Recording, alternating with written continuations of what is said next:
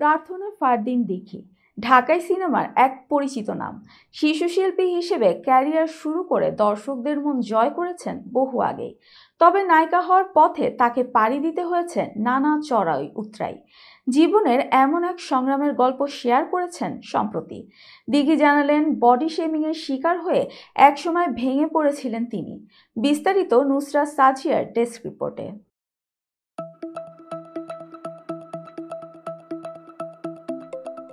দিঘির ওজন বেড়ে যাওয়ার পেছনে ছিল অসুস্থতা। তিনি বলেন, যে মানুষ বডি শেমিং করে সে হয়তো বুঝতেও পারে না যে তার কথাগুলো অন্যের উপর কতটা নেতিবাচক প্রভাব ফেলতে পারে।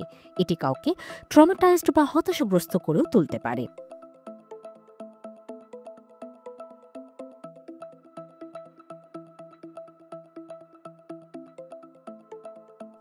অভিনেত্রী আরও জানান, একসময় ওজন কমানোর জন্য ডায়েট ও ব্যায়ামের চেষ্টা করলেও কোভিডের কারণে তা বাধাগ্রস্ত হয়। তিনি বলেন, আমার অসুস্থতার কারণে আমাকে স্টেরয়েডযুক্ত ওষুধ খেতে হয়েছিল, যা আমার শরীর ফুলিয়ে দেয়।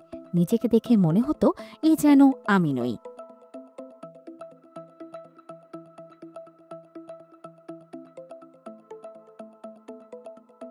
আমার ওজন এতটাই বেড়ে গিয়েছিল যে ডায়েট করাও সম্ভব হচ্ছিল না। এই সময়টা ছিল আমার জীবনের সবচেয়ে হতাশাজনক পর্ব।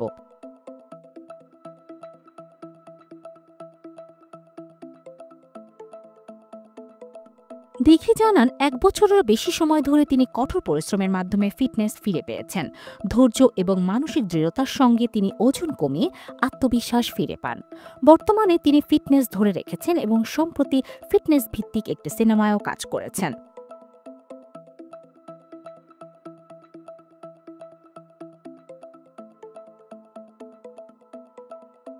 গ্রামীণফোনের বিজ্ঞাপনের মাধ্যমে শৈশবেই পরিচিতি পাওয়া দিঘি তার প্রয়াত মা অভিনেত্রী দোয়েলকে নিয়ে আবেগঘন স্মৃতিচারণ করেছেন। তিনি বলেন, মা সবসময় আমাকে অনুপ্রেরণা দিয়েছে। তার অনুপস্থিতি আজও আমার জীবনে এক গভীর শূন্যতা তৈরি করে।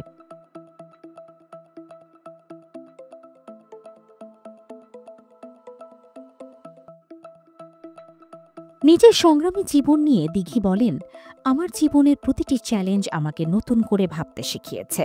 বডি শেমিংয়ের বিরুদ্ধে এই লড়াই আমাকে আরও শক্তিশালী করেছে।